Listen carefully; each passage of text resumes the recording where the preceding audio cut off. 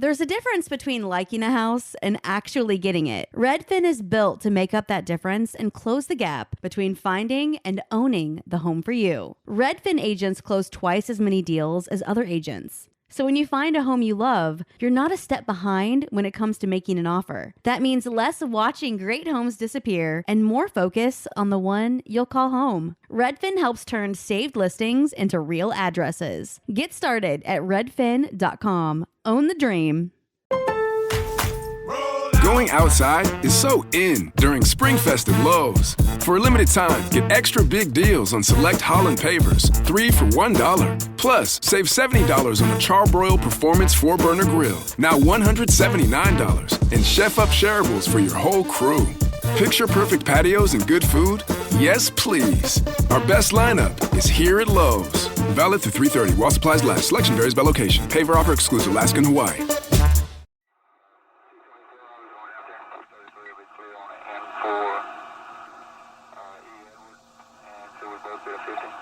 It's a Saturday evening in Melbourne, the 20th of October 1978. Steve Roby is at his console at the Melbourne Flight Service unit, working the radio. It's a quiet shift. The sun went down about half an hour ago. There is light weekend traffic, a few private pilots calling in position reports, a couple of charter flights, nothing unusual. The kind of Saturday evening that leaves you with time to think. At 7 o'clock, a young pilot checks in from Cape Otway, right on schedule, 41 minutes out of Moorabbin, exactly as his flight plan said he would be. Delta Sierra Juliet, the controller notes. A Cessna 182 southbound to King Island. Everything looks fine. Steve Roby makes a note in his log and returns to the hum of the console. 6 minutes pass, and then the radio crackles. Melbourne, this is Delta Sierra Juliet. Is there any known traffic below 5,000? Roby checks. There is nothing on the system. He tells the pilot so. Melbourne, seems to be a large craft below 5,000. Roby asks what type of craft. The pilot pauses. His voice is measured, calm, almost puzzled. The way a man sounds when he's describing something his eyes are telling him and his brain hasn't quite caught up with yet. I cannot affirm. It's full bright. It seems to me like landing lights. In the years that followed, Steve Roby would be asked many times what he thought in that moment. He would say he thought it was probably nothing, a misidentified aircraft, a planet sitting low on the horizon. These things happen with inexperienced pilots, especially at night. He kept the channel open. He kept listening. And what he heard over the next 6 minutes would stay with him for the rest of his life.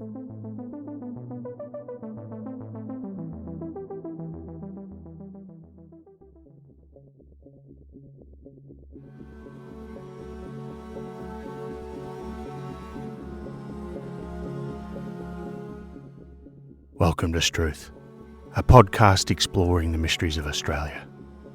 The famous ones and the ones that deserve to be. I'm your storyteller, Mark, and over 2 episodes we're going to follow Frederick Valentich as closely as the evidence allows. Into his life, onto that flight, into those 6 minutes of radio transmission, and into the silence that followed. We'll look at every theory, weigh every piece of evidence, and be honest about what remains. After nearly 5 decades, genuinely unanswered.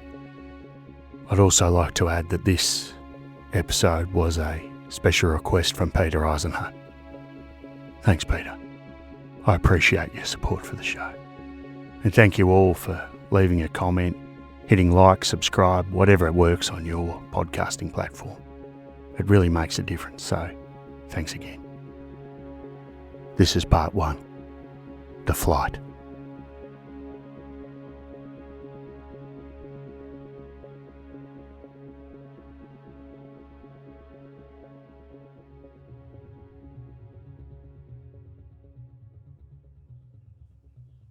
Avondale Heights is a suburb in Melbourne's west, the kind of place that grew quickly in the post-war years as European migrants built new lives in a new country.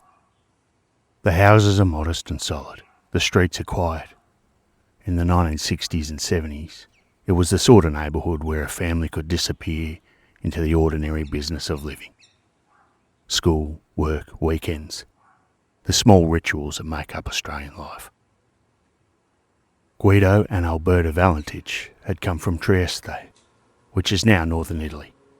They had 4 children. Frederick was the eldest, born on the 9th of June 1958. Then Ricky and the twins, Olivia and Lara. Frederick Valentich fell in love with flying when he was 12 years old. Not in the way that children sometimes love things and then grow out of them, but in the way that fixes itself to a person permanently, that becomes inseparable from who they are. He joined the Air Training Corps as a civilian volunteer. He spent his weekends at the airport.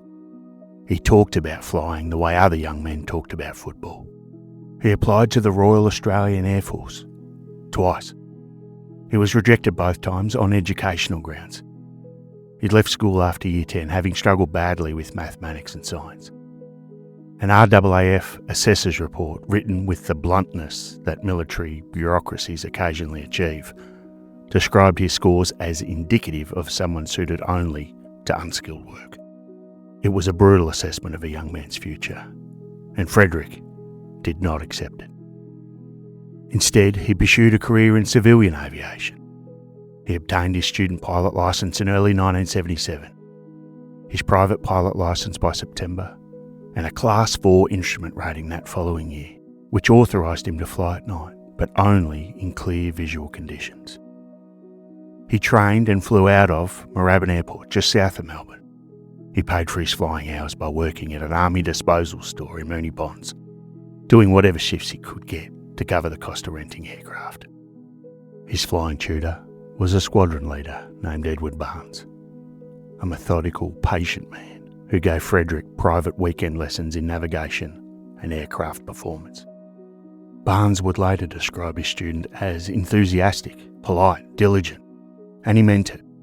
But enthusiasm, as it turned out, could only carry a person so far. Frederick was working towards his commercial pilot licence. The CPL required passing 5 theory subjects. In October 1977, he sat all 5, and he failed them all. In April 1978, he sat them again, and he failed them all again. In July 1978, he sat 3 of the 5 for a 3rd time. He failed all 3. Nobody knew. He told his tutor Barnes that he'd passed. He even went as far as bringing wine to Barnes's home to celebrate. He told his girlfriend, 16-year-old Rhonda Rushton, that things had gone well. He told his family the same. These deceptions were quiet ones. Not dramatic lies, but the kind that require constant maintenance. The kind that leave a person walking an increasingly narrow ledge, above an increasingly long drop. He had other problems too. He'd twice deliberately flown into a cloud, a serious violation for a pilot without full instrument qualifications. Aviation authorities were considering prosecution. He had also strayed into controlled airspace near Sydney and received an official warning. He owed money to Southern Air Services for aircraft rental. He told the company that passengers from Sydney owed him the money. But there were no passengers. The Department of Transport's investigation, completed years later, used a phrase that has a particular kind of weight to it. Frederick Valentich, it noted, was rapidly running out of time. And yet, the people who knew him day to day, Rhonda, his brother Richard, the other young pilots at Moorabbin, did not describe a man in freefall. They described someone who was genuinely kind, genuinely eager, who rarely drank more than a couple of beers on a night out, who could be relied upon to show up and to try. Barnes, the tutor who had unknowingly been lied to repeatedly, would describe Frederick after the disappearance as one of the most polite and well-intentioned students he had ever taught. He used those words, knowing by then that he'd been lied to. 8 days before the disappearance, Frederick gave Rhonda a friendship ring. He had put a more expensive engagement ring on lay-by at a jeweller. He planned to propose at Christmas. He had plans for the Saturday evening after the flight.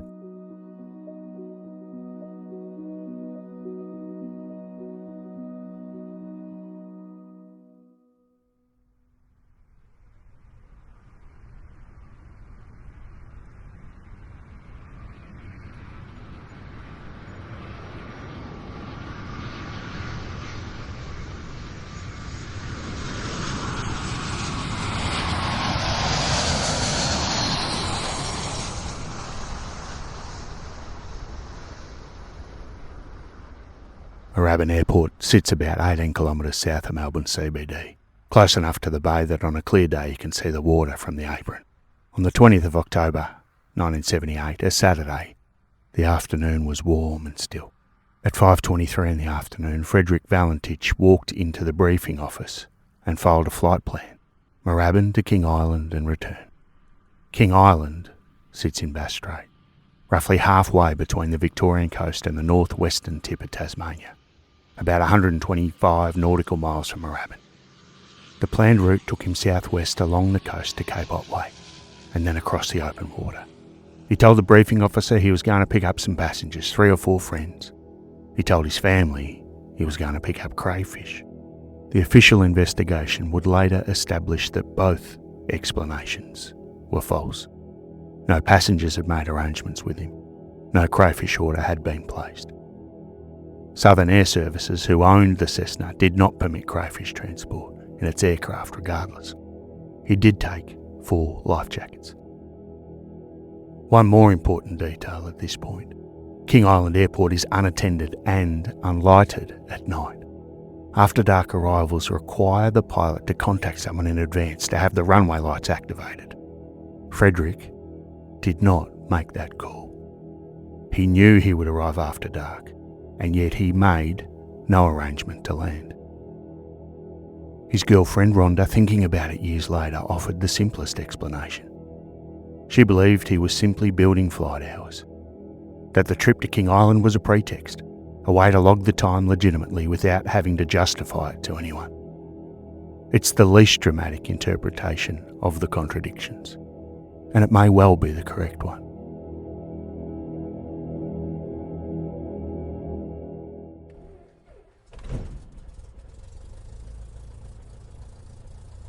At 6:10 in the evening, the Cessna, registration VHDSJ, a 4-seat high-wing 182L, blue and white, was refuelled to capacity.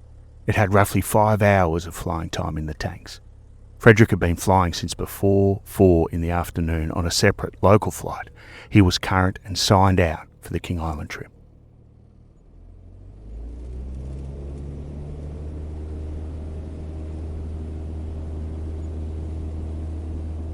He departed Moorabbin at 6:19. Sunset was due at 6:43, 24 minutes away.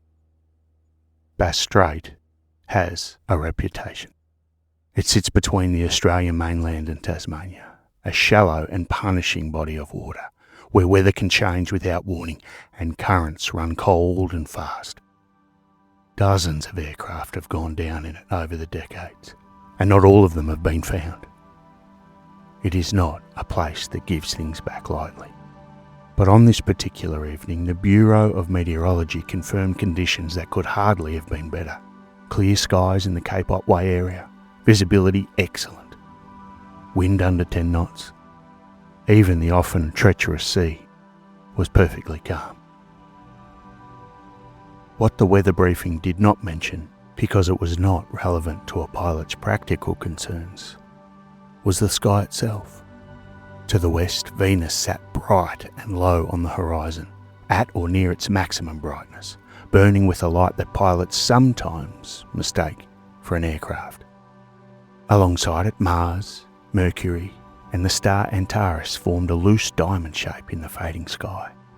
And overhead, active but invisible in the last light, the Orionid meteor stream was running. 10 to 15 meteors per hour expected through the night. It was Frederick Valentich's first night flight over open water.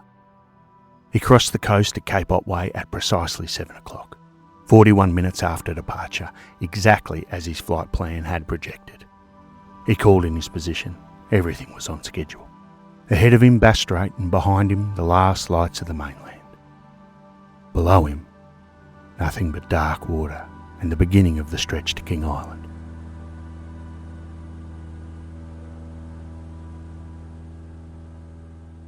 "6 minutes after passing Cape Otway, the radio came back to life. What Steve Roby heard in the next 6 minutes has never been fully explained. It begins simply enough. 7:06 and 14 seconds. Valentich's voice, measured and professional. Melbourne, this is Delta Sierra Juliet. Is there any known traffic below 5,000? Roby checks. Explains that there is nothing on his screens. Valentich responds 12 seconds later. Seems to be a large aircraft below 5,000. Roby asks for a description. There's a pause, and then, I cannot affirm. It is all bright. It seems to me like landing lights. a conventional reading of these first exchanges.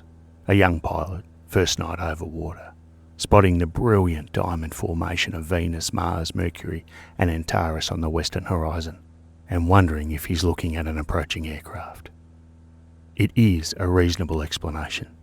It does not require anything extraordinary, but the exchange does not end there. Not by a long way. 41 seconds later, Valentich's voice again. Melbourne, this is Delta Sierra Juliet. The aircraft has just passed over me, at least 1,000 feet above. Roby asks to confirm. Is it a large aircraft? Unknown, due to the speed it's travelling. Is there any Air Force aircraft in the vicinity?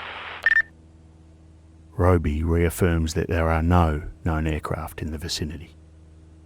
21 seconds pass, and then... Melbourne, it's approaching now from due east towards me. Another 31 seconds later. It seems to me that he's playing some sort of game. He's flying over me 2-3 times at a time at speeds I could not identify. Roby asks for Valentich's altitude, 4,500 feet. He asks again whether Valentich can identify the aircraft, and Valentich says no. Then, at 9 minutes and 28 seconds past 7. Melbourne, Delta Sierra Juliet, it's not an aircraft. It is... An open microphone. 2 seconds of silence. Roby again asks him to describe the aircraft. As it's flying past, it's a long shape. It's before me right now, Melbourne. It's important to note that the exact words here in this last sentence are disputed.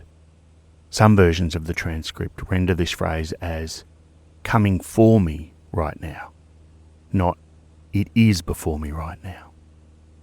A differentiation that paints a very different picture. Roby asks specifically about the size of the object. The answer, at 10 minutes and 19 seconds past 7, is the most specific Valentich has been. His voice remains calm as it would be if he was simply reading an instrument. Melbourne, it seems like it's stationary. What I'm doing right now is orbiting, and the thing is just orbiting on top of me also. It's got a green light and sort of metallic light. It's all shiny on the outside. Then, 29 seconds later. Melbourne, it's just vanished. A pause. Roby acknowledges. Valentich comes back. Melbourne, would you know what kind of aircraft I've got? Is it a military aircraft?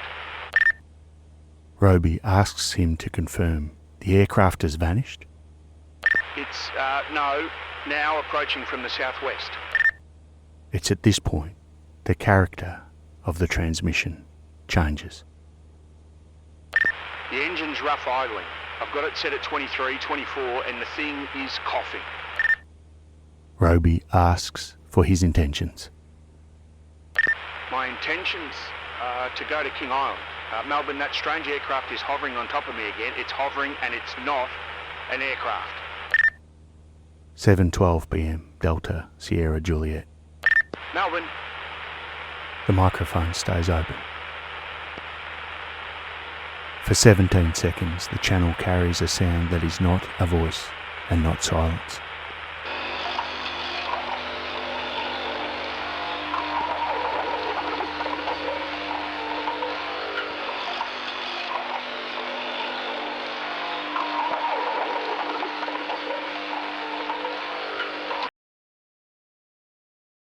It has been described in many ways by the people who have listened to it. Metallic, scraping, staccato, mechanical. Dr. Richard Haynes, a former NASA research scientist who obtained a copy of the original tape and subjected it to a spectral analysis, identified 36 distinct bursts of sound, with fairly consistent start and stop pulses. He found no discernible pattern in time or frequency. He found no voice, no words, no Morse code. 17 seconds of this. And then nothing.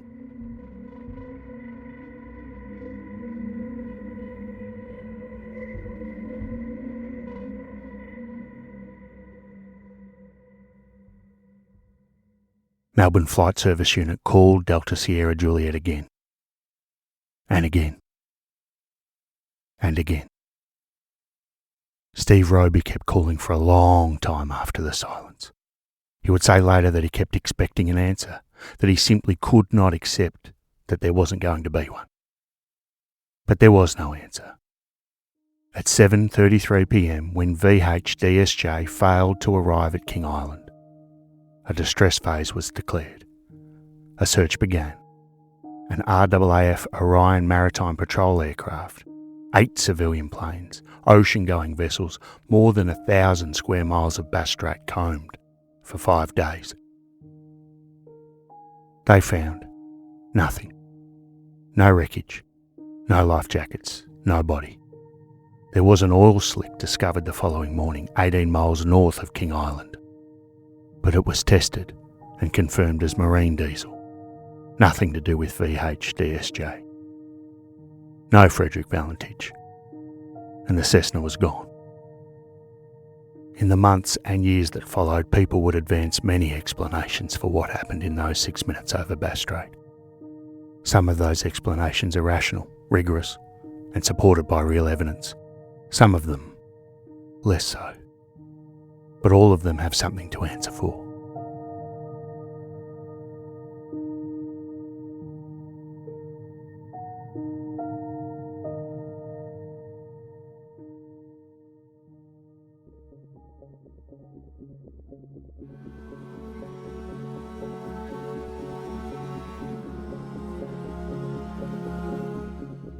In part 2, The Unanswered, we will look at every one of them. The investigation and its limits, the ground witnesses, the photographs taken 20 minutes before Valentich's radio call on a cliff top at Cape Otway, and an account that researcher Bill Chalker carried for 17 years before he knew what to do with it. And we will ask what the silence at 7:12 p.m. on the 21st of October 1978 actually means. If you can't wait for part 2 until Friday, it's available right now on Struth Premium. Subscribing to our Patreon gives you access to all of our regular episodes 1 week early and ad-free. Additionally, you'll also receive a bonus episode of Struth each week. Either way, we'll see you in part 2.